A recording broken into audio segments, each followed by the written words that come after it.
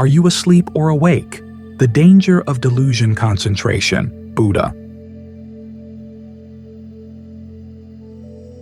Usually when we hear the phrase, making an effort, we tend to think of brute force. When the phrase is applied to the meditation, it sounds like sitting for long hours, walking for long hours. And often a long sit can be very instructive, but the real effort, of course, is in the mind. That's the kind of effort you can exert continuously in all your postures, all your activities. It's good to remember that, because that's where the real effort of the practice lies. After all, right effort comes under the section of the Noble Path dealing with concentration.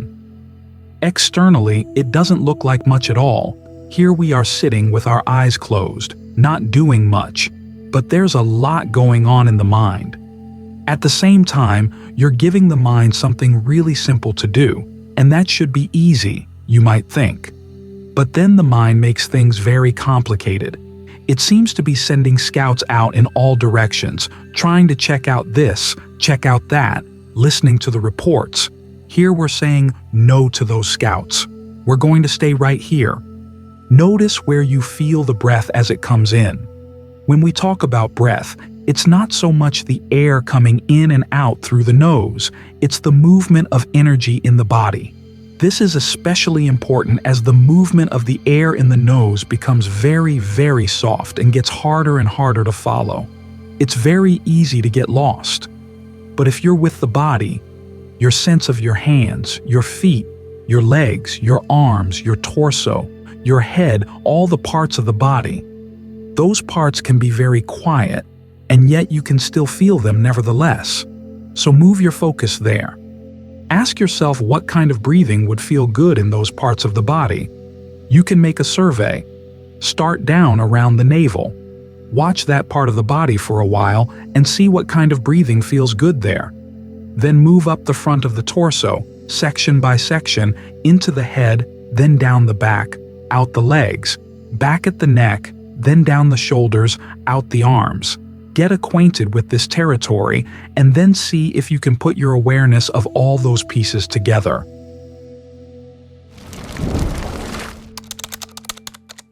Persistence. The effort begins in trying to maintain a very continuous focus.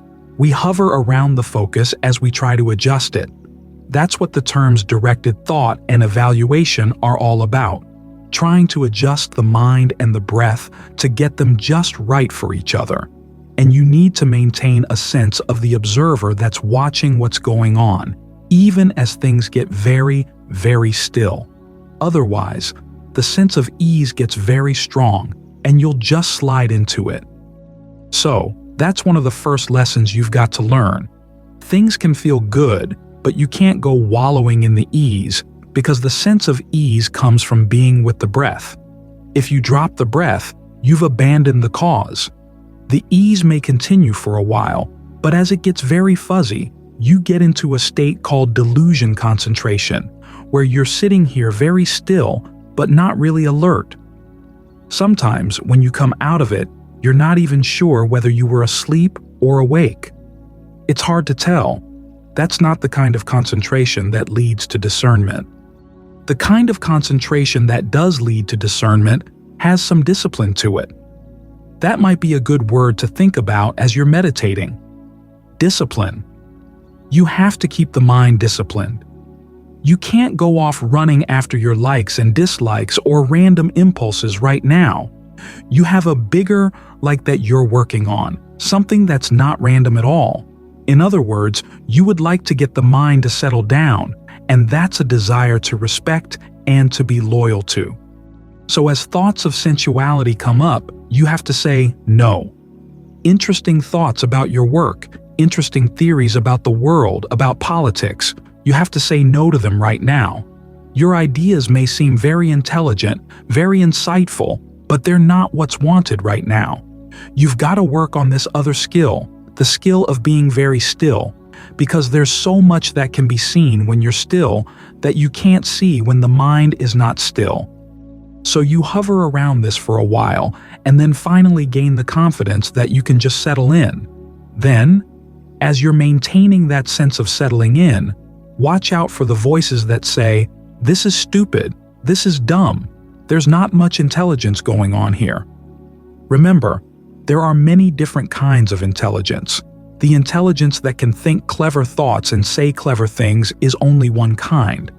There's another kind of intelligence, though, that thinks strategically, that says, "I have a goal. I want to do everything needed to work toward it." When Ajahn Lee talks about the different factors that go into the practice of mindfulness, one of them is ardency, Atappa, which is basically the same thing as persistence and effort. And for him, ardency is the insight factor in mindfulness practice. The commentary, though, identifies Sampajañña as the insight factor. People who follow the commentary translate Sampajañña as clear comprehension, because the commentary says that it's the factor that sees things as inconstant, stressful, not self. It's the factor that basically applies the three characteristics to things. But when the Buddha himself is describing Sampajañña in the canon, he doesn't say that at all. For him, Sampajañña is a matter of knowing what you're doing while you're doing it. That's why I translate the word as alertness. When the Buddha explains ardency, it's a matter of trying to do things well, realizing that there are going to be results that come from what you're doing, so you want to make sure those results are good. That's wisdom, a pragmatic kind of intelligence that goes into right effort. You're wise enough to realize that this is not something you simply study and think about. It's something that's meant to make a difference for the better in your life, and you've got to do it if you wisely want to experience those better results. Think about the old classical division of knowledge into two kinds. There's scribe knowledge, which describes things, has names for things, a knowledge that is expressed in definitions. And then there's warrior knowledge, the knowledge that comes from developing a skill and then using it in various situations, getting really good at it, learning how to apply it to whatever happens. We're working on warrior knowledge here. The wisdom in warrior knowledge lies in the persistence, and that doesn't mean just sticking at it. It means realizing what kind of effort and what amount of effort is needed right now. Sometimes when something bad comes up, you've got to abandon it. Sometimes you've got to comprehend it. Sometimes you've got to work at making good things come up. Sometimes the effort needs to be pretty heavy-handed. Sometimes it has to be very light as you zero in on the sensation of the breath and then just hover around it, watching out for any little movements in body or mind that might pull you away. This too is right effort. It's hard to say that right effort is any particular amount of effort. It has to be the effort that's just right for the situation. Ajahn Fuang made a comment one time that the effort that goes into the meditation is not all that much, but you have to make it constant. That's where the real effort is, in the persistence. And because it is an effort in the mind, it's something you can do in all kinds of situations. At his monastery, we had construction projects, and there were two kinds, the ones that would go on for months and months at a time, and the ones that happened on the spur of the moment. Ajahn Fuang would sometimes say after the meal, "Okay, today we're going to do X." He hadn't said anything about doing X to anybody before that. All of a sudden, meal's done, okay, we have to do X. We wouldn't stop doing it until it was done. And it wasn't the case that you'd put your meditation aside while you worked. That wouldn't have worked at all, because sometimes the projects would go on for hours. We had one project that started at 8 in the morning and didn't finish until 4 a.m. the next morning. If you didn't have an internal resource to draw on, an internal strength of mind, you'd get worn out pretty quickly. So you had to stay with the breath while you worked. This is where you have to remember that the effort of the practice is an effort of the mind. You can be doing physical work while the mind is alert to the breath, maintaining a sense of your center. If the center gets a little blurry, you can start using a meditation word that you repeat to yourself. In terms of the physical effort involved, it's not that much. But there is a mental effort in trying to stick persistently with what you've decided you're going to stay focused on. In the beginning, it seems to require a lot out of you, but you gradually find with practice that you can stick with it for the sake of the long term much more easily. This is another aspect of the wisdom of right effort, seeing that maybe what you want to do right now is not what's going to be good for you in the long term, and figuring out how to effectively say no to your immediate likes. This is a lesson we had to learn as kids, and it doesn't change when you come to the Dhamma. Some people like to think that when you come to the Dhamma, the rules change, and you can think in non-dualistic terms, with no good or evil, no right or wrong. But the Buddha never said anything about not thinking in dualities. I mean, all thinking is in dualities. Even the word non-dual implies a duality between dual and non-dual. Just learn how to choose the right dualities. Number one is, what's the difference between skillful and unskillful? It depends on the result. There's a principle we learned as kids. You do something well, and the results may not happen right away. But when they do come, you'll be glad you did it. Basic wisdom 101. Delayed gratification. It's one of those things you should not forget. I remember the story of a tennis pro whose game went into a slump. He could not figure out what had gone wrong. He changed his racket, changed his coach, tried all different kinds of things. Finally, after many months of trying to figure out the problem, he realized he'd forgotten rule number 1 when you play tennis. Keep your eye on the ball. So here the rule is, keep your eye on the breath, on the sensation of the body here. Whatever sense of energy you feel as the breath comes in and goes out, focus on that. Don't let yourself get waylaid. Any visions that come up in the course of the meditation, remind yourself, we're not here for visions. Ajahn Lee has a good way of dealing with visions. He says that if you're experiencing a vision you don't like, just breathe deep down into the heart 3 times and it'll go away. In other words, the visions come because your mindfulness goes into soft focus. So by breathing into the heart, you're re-establishing mindfulness clearly. Some people are afraid of visions when they meditate, but it's not the case that genuine concentration is going to bring them into the mind. They usually come from the kind of concentration where you begin to wallow in the sense of ease and forget the breath.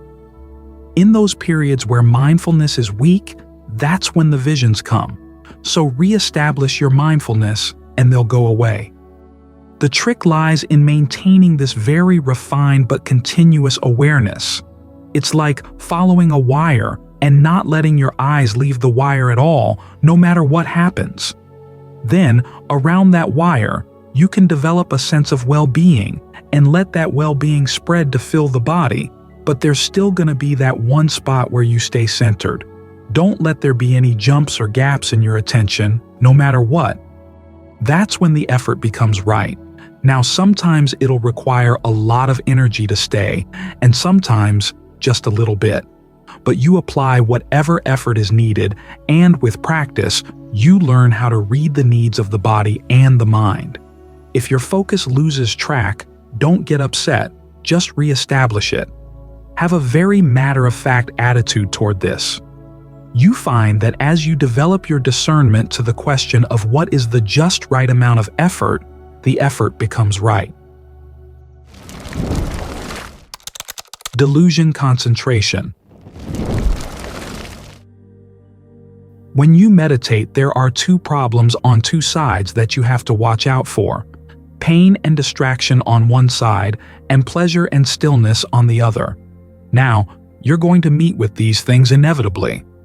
What you have to watch out for, though, is how you approach them, how you deal with them. If the pain and distraction get you irritated, you've lost the battle. You have to be very patient and very insistent. Each time the mind wanders away from the breath, you bring it right back. As for pains in different parts of the body, there may not be pains as you start out, but you know they're going to develop in the course of the hour, so you get ready for them. As soon as the breath gets comfortable, Think of it spreading down the back, spreading down the legs, wherever the pains may tend to congregate. You open up the breath channels leading to those spots and leading away from them. Keep your main attention with the comfortable parts of the breath, the areas where the breath feels good. This, of course, leads to the problem on the other side. When you're with the comfortable parts, you have to be very careful not to just wallow around in the pleasure. This is especially tempting after a tiring day.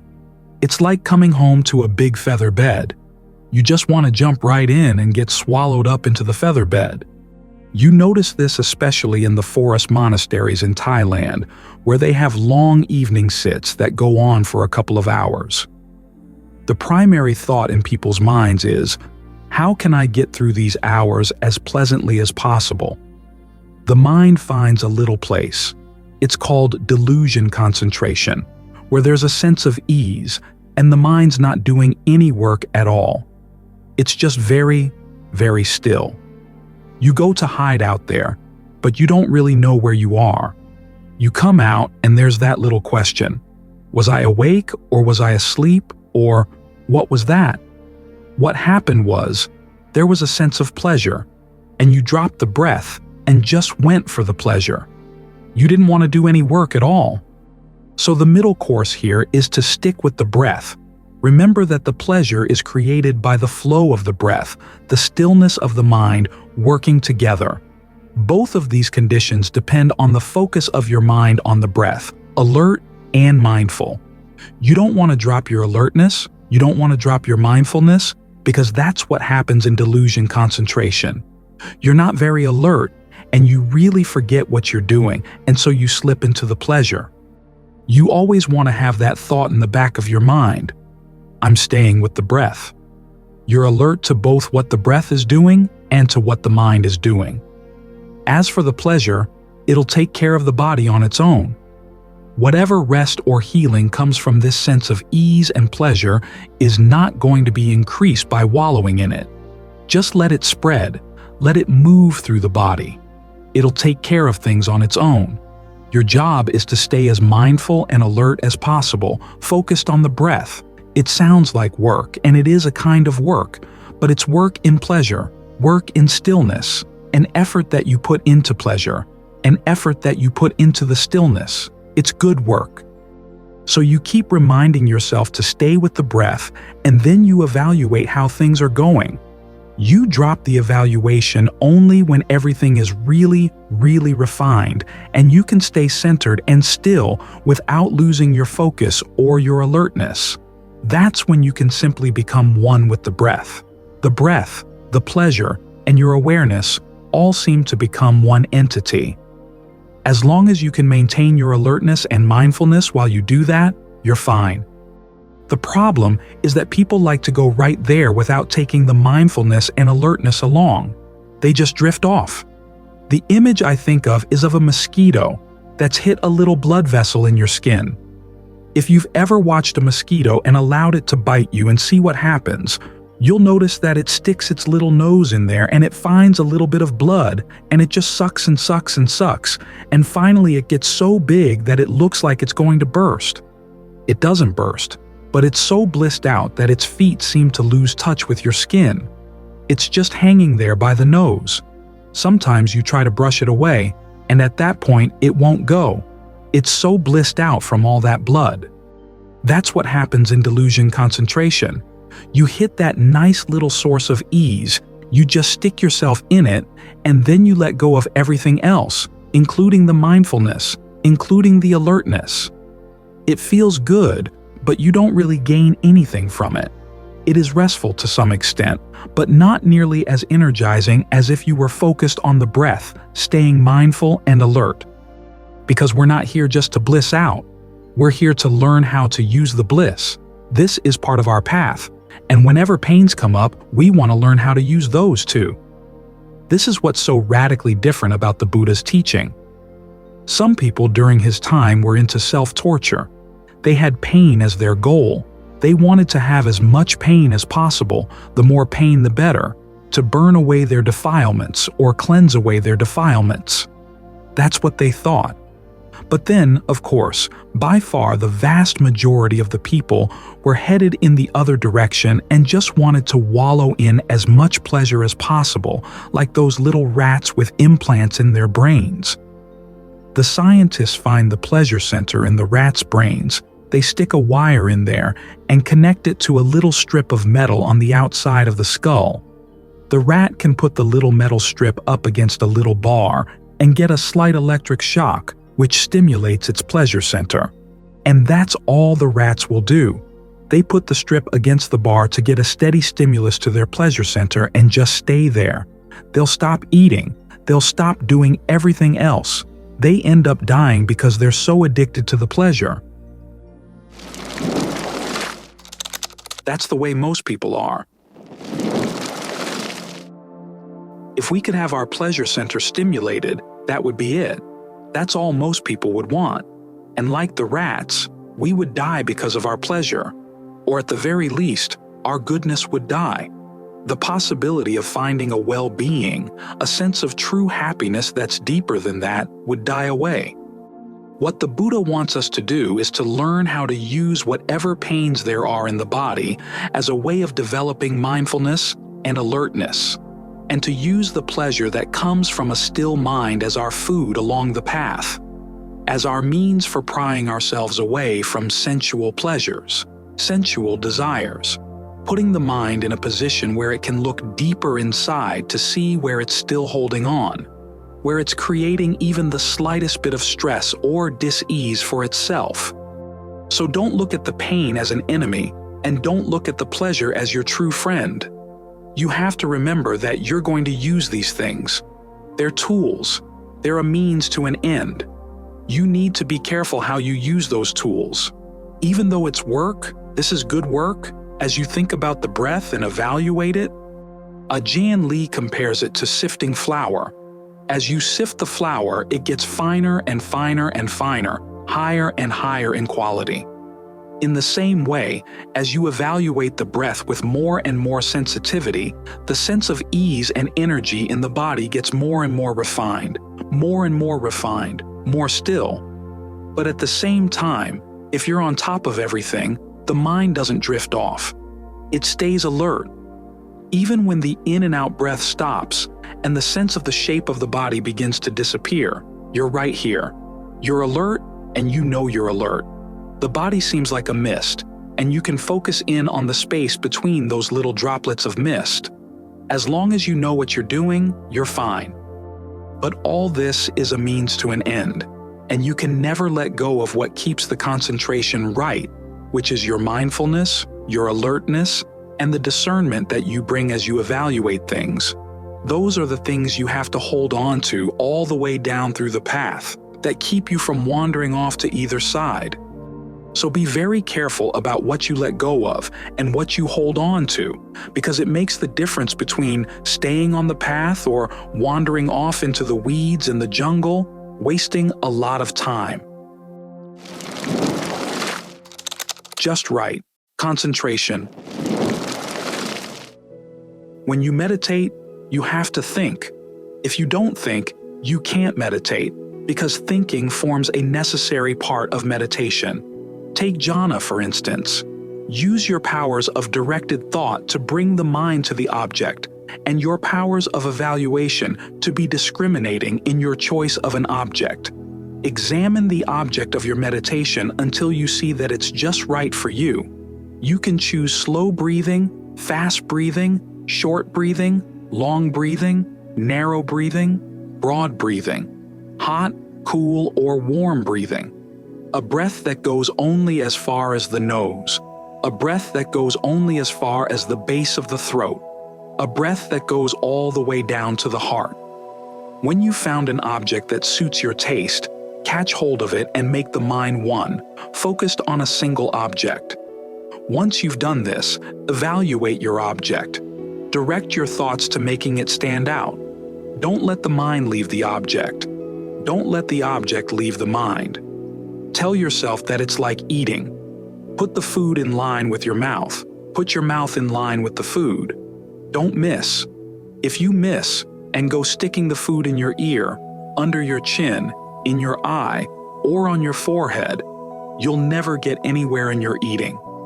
So it is with your meditation. Sometimes the one object of your mind takes a sudden sharp turn into the past, back hundreds of years. Sometimes it takes off into the future and comes back with all sorts of things to clutter your mind. This is like taking your food, sticking it up over your head, and letting it fall down behind you. The dogs are sure to get it. Or like bringing the food to your mouth and then tossing it out in front of you. When you find this happening, it's a sign that your mind hasn't been made snug with its object. Your powers of directed thought aren't firm enough. You have to bring the mind to the object and then keep after it to make sure it stays put. Like eating. Make sure the food is in line with the mouth and stick it right in. This is directed thought. The food is in line with the mouth. The mouth is in line with the food. You're sure it's food, and you know what kind it is. Main course or dessert, coarse or refined. Once you know what's what and it's in your mouth, chew it right up. This is evaluation, examining, reviewing your meditation. Sometimes this comes under threshold concentration, examining a coarse object to make it more and more refined. If you find that the breath is long, examine long breathing. If it's short, examine short breathing. If it's slow, examine slow breathing to see if the mind will stay with that kind of breathing, to see if that kind of breathing will stay with the mind, to see whether the breath is smooth and unhindered. This is evaluation. When the mind gives rise to directed thought and evaluation, you have both concentration and discernment. Directed thought and singleness of preoccupation fall under the heading of concentration, evaluation under the heading of discernment. When you have both concentration and discernment, the mind is still and knowledge can arise. But if there's too much evaluation, it can destroy your stillness of mind. If there's too much stillness, it can snuff out thought. You have to watch over the stillness of your mind to make sure you have things in the right proportions. If you don't have a sense of just right, you're in for trouble. If the mind is too still, your progress will be slow. If you think too much, it'll run away with your concentration. So observe things carefully. Again, it's like eating. If you go shoveling food into your mouth, you might end up choking to death. You have to ask yourself, is it good for me? Can I handle it? Are my teeth strong enough? Some people have nothing but empty gums and yet they want to eat sugar cane. It's not normal. Some people, even though their teeth are aching and falling out, still want to eat crunchy foods. So it is with the mind. As soon as it's just a little bit still, we want to see this, know that. We want to take on more than we can handle. You first have to make sure that your concentration is solidly based, that your discernment and concentration are properly balanced. This point is very important. Your powers of evaluation have to be ripe, your directed thought firm. Say you have a water buffalo, tie it to a stake, and pound the stake deep into the ground. If your buffalo is strong, it just might walk or run away with the stake. You have to know your buffalo's strength. If it's really strong, pound the stake so that it's firmly in the ground and keep watch over it. In other words, if you find that the obsessiveness of your thinking is getting out of hand, going beyond the bounds of mental stillness, then fix the mind in place and make it extra still, but not so still that you lose track of things. If the mind is too quiet, it's like being in a daze. You don't know what's going on at all. Everything is dark, blotted out. Or else you have good and bad spells, sinking out of sight and then popping up again. This is concentration without directed thought or evaluation, with no sense of judgment, wrong concentration. So you have to be observant. Use your judgment, but don't let the mind get carried away by its thoughts. Your thinking is something separate. The mind stays with the meditation object. Wherever your thoughts may go spinning, your mind is still firmly based, like holding onto a post and spinning around and around. You can keep on spinning, and yet it doesn't wear you out. But if you let go of the post and spin around 3 times, You get dizzy and bang, fall flat on your face. So it is with the mind. If it stays with the singleness of its preoccupation, it can keep thinking and not get tired, not get harmed, because your thinking and stillness are right there together. The more you think, the more solid your mind gets. The more you sit and meditate, the more you think. The mind becomes more and more firm until all the hindrances, nirvana, fall away. The mind no longer goes looking for concepts. Now it can give rise to knowledge. The knowledge here isn't ordinary knowledge. It washes away your old knowledge. You don't want the knowledge that comes from ordinary thinking and reasoning. Let go of it.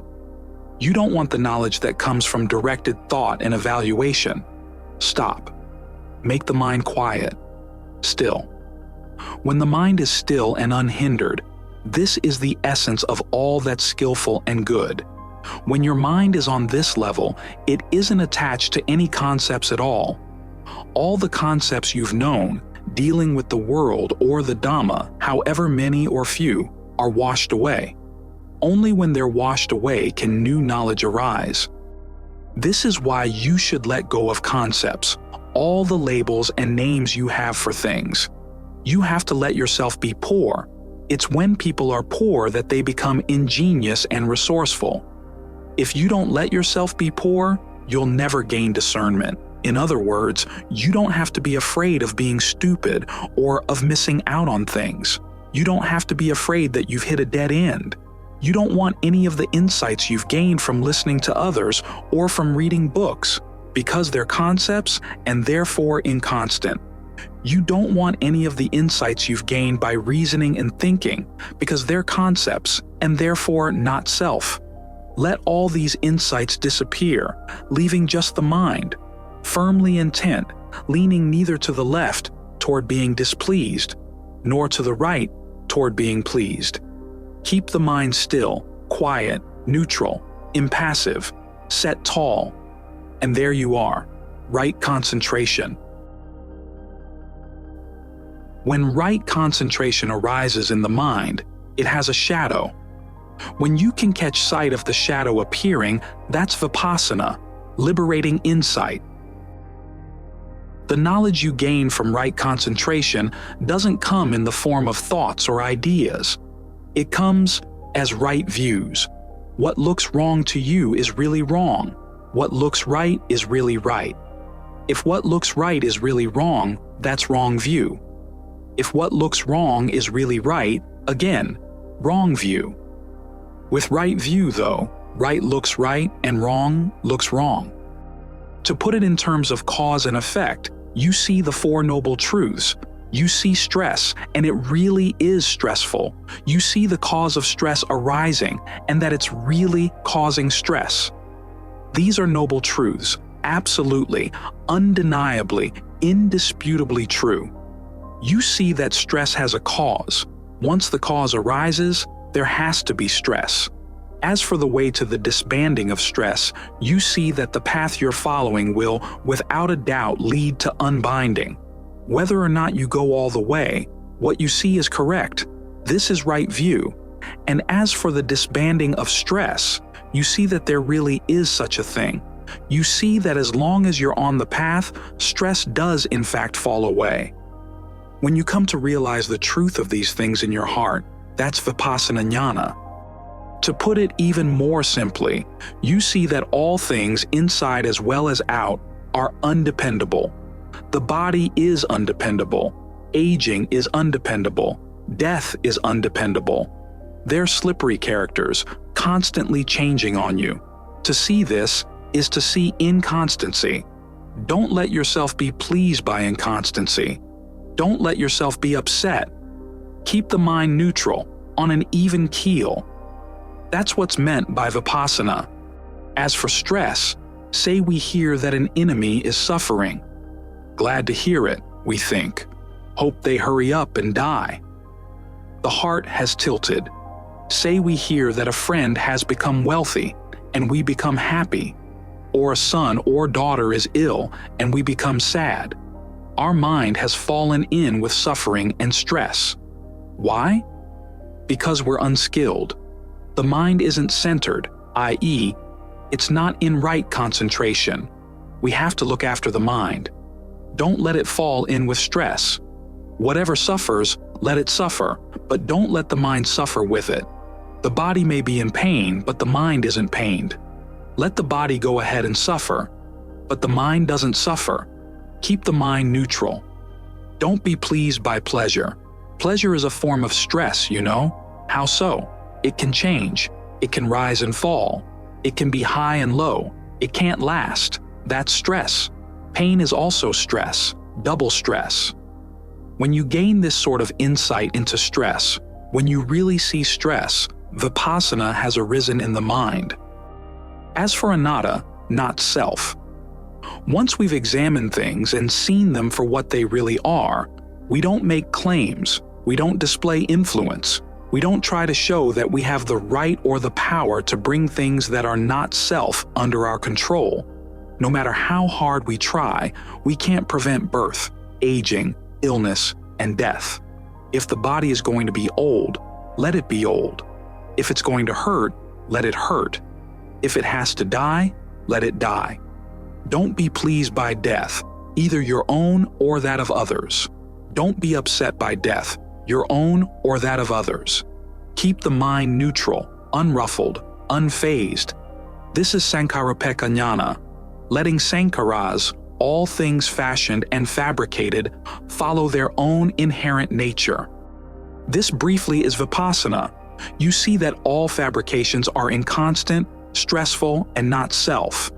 You can disentangle them from your grasp. You can let go. This is where it gets good.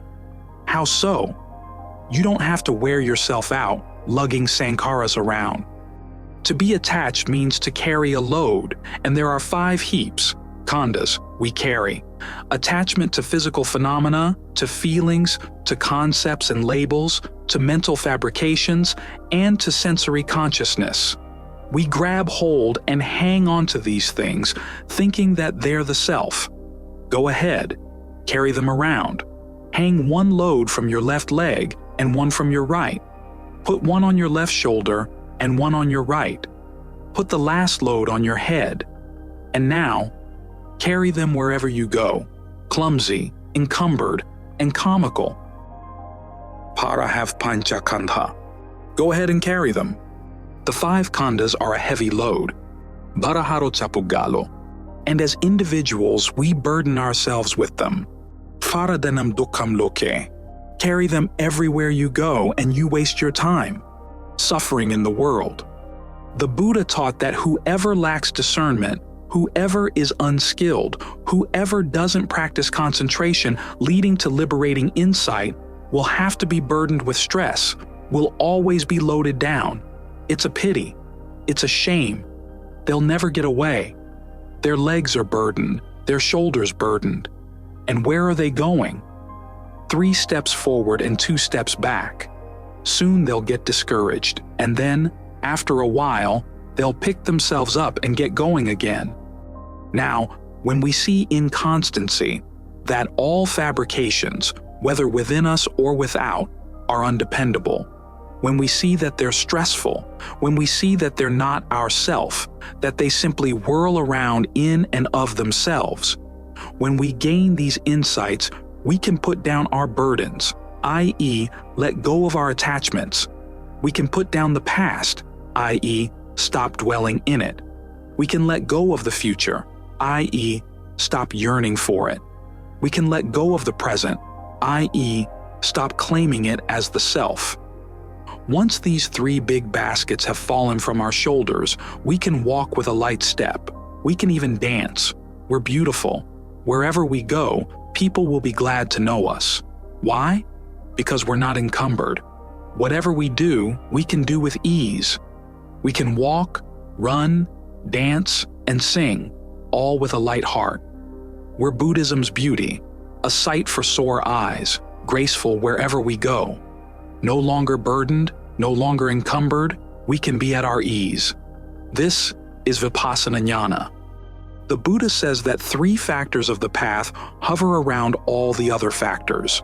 There's right view, which helps you to know what's, say, right speech or wrong speech, right action or wrong action, right mindfulness or wrong mindfulness.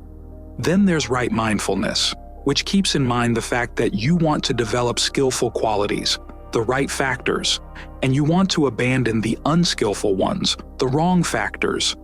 And then there's the actual effort, a right effort that tries to develop the skillful ones and abandon the unskillful ones.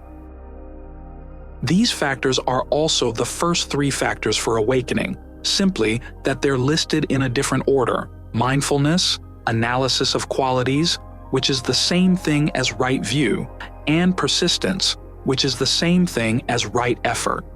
These qualities have to go together, because without right view and right mindfulness, your effort to go straying off in other directions.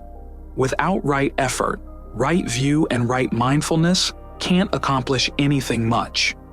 So as you put effort into the practice, you have to understand it. Understand what you're doing, why you're doing it, and once you've got that understanding, you've got to keep it in mind. Otherwise, the effort goes in fits and starts. It wanders off, it doesn't build up momentum, or else it's simply wasted. There's a series of images the Buddha gives of people who put a lot of energy into the practice, but who do it the wrong way, and so don't get results. As a result, they get discouraged. They begin to wonder if effort can do anything at all. You have to remember that there were a lot of people in the Buddha's time who said that if you put effort into the practice, you won't get any results regardless of how much you want them, because human effort is just too weak and ineffectual. Nowadays, we've got the idea that any effort is going to get in the way of the unconditioned, so you stop exerting any effort at all. Just sit there and let the mind be like a big open sky, with clouds floating in and floating out, without your doing anything at all, and that's the unconditioned. But that's not the unconditioned, and that wasn't the Buddha's approach. He said that you have to understand where effort is best applied. It's like trying to get milk out of a cow. If you twist the horn, you're not going to get any milk. If you twist the horn more and more and more, and put a lot of effort into twisting the horn, it still doesn't make any difference. You won't get any milk. At that point, it's easy to get discouraged, thinking that maybe effort isn't a good thing. You stop twisting the horn and you feel much better, more relaxed. But the fact is, you're still not getting any milk. You have nothing to satisfy your hunger or thirst. The problem is not so much with effort in general, it's with your misunderstanding of where to apply it. You pull on the udder and you get the milk. You don't have to pull hard either. You put the effort in the right spot and you get results. You've got to keep this point in mind because it's so easy to forget that you're sitting here meditating and focusing on the breath. You're off someplace else, or you get distracted by something in the breath itself.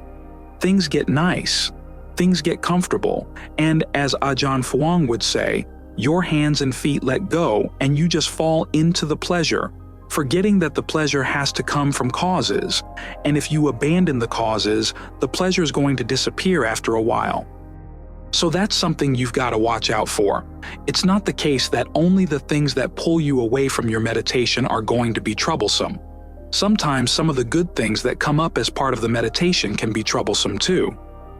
Ajahn Lee has a whole list of good things in the meditation that can cause trouble if you don't handle them well. For instance, lots of people meditate so that they can get visions. They want to see something. In fact, that's often one of the first questions you're asked in Thailand when people find out that you meditate. When you meditate, what do you see?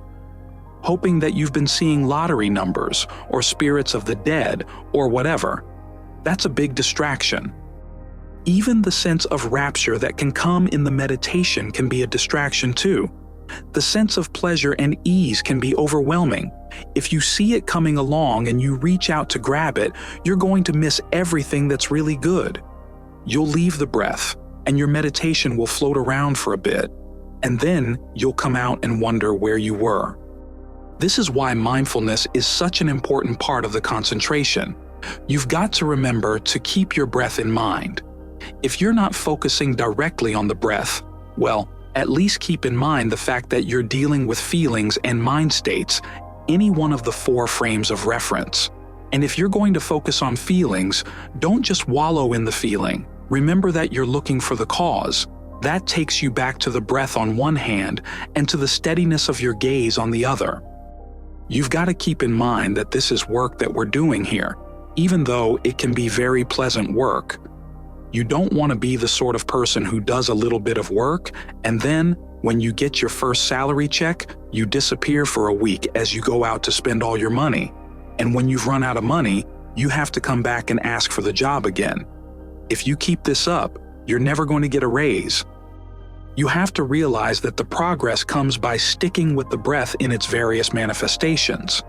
If you're not sticking with the in and out breath, then try to stay with the sense of breath energy suffusing the body. Make sure that every part of the body is nourished by that energy. You stop twisting the cow's horn, but you actually put effort in. You pull on the udder. Another image the Buddha gives is of trying to get oil. You grind gravel, but gravel doesn't have oil. All you get is gravel dust. If you want oil, you can grind sesame seeds or any plant that has oil. The same with the meditation.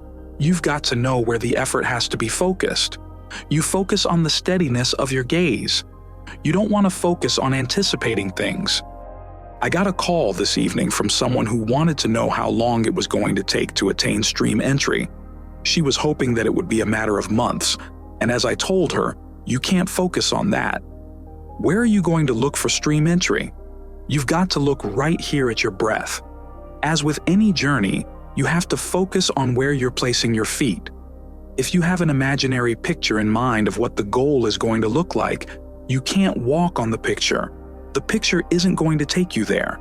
It may motivate you, but the actual getting there has to depend on watching where you're taking your steps to make sure you're on course and that you're not going to step on something slippery and fall. So you focus the effort right here on constantly coming back to the breath, to your frame of reference. As for whatever comes up, you want to deal with it skillfully in the context of that frame. This is what the objects of mindfulness are all about. They're not just simply things that you watch coming and going while you don't do anything. I was reading a book a while back where the author claimed that there are basically 2 paths. One is the path of right mindfulness, and the other is the path of right effort and right concentration. In the path of right mindfulness, you don't do anything aside from watching things arise and pass away and letting them sort themselves out. Whereas in the path of effort and concentration, you put a lot of effort into getting the skillful things to come and the unskillful things to go away. The author's idea was that the first path is the one that uses more discernment and is wiser and easier. But I've never seen that path go anywhere. I've never seen the Buddha teach that path. He taught only one path, and in that path, right mindfulness, right effort, and right concentration all have to go together. You remember to apply right effort and remember where to apply it, based on what you've been learning, either from Dhamma talks you've heard, from your own reading, or from your own practice. You learn your lessons and you try to keep them in mind so that you can apply them. Then you gain your own sense of touch as to how much you have to push. Sometimes you're very observant, but you don't do much. You simply watch what's going on. Especially when you can't figure something out, when all the different approaches you've applied in the past don't seem to work. Just watch things for a while to understand what's happening. But when you find something that works, go ahead and do it. Because the frames of reference are there to remind you that these are the things you watch out for. When you see them arise, remember that there's a duty with regard to them. You've got the 4 noble truths, and they're telling you to do this. If you run into any stress or suffering, you want to comprehend it. If you can see what's giving rise to that stress, you want to let that go. As for the factors of the path, everything from right view through right concentration, those are things that you're trying to give rise to if they're not there, and to maintain and develop them further when they are. And in that way, you begin to realize what the end of suffering is like. So, there are duties applying to everything listed in the 4 frames of reference. And you keep those frames of reference in mind so that you can remember when sensual desire arises that it's something you want to abandon. And how do you do it in a way that's effective? When rapture arises, how do you develop it in a way that's skillful? When calm arises, how do you develop that in a skillful way? When ill will or sloth or torpor arise, how do you abandon them and not get sucked into them? This means that you maintain your mindfulness in order to remember the right thing to do right now and the right questions to ask about what you're doing. That way, you can apply your effort in a way that really gets the milk or gets the oil because you're applying the right kind of effort and you're focusing it in the right place.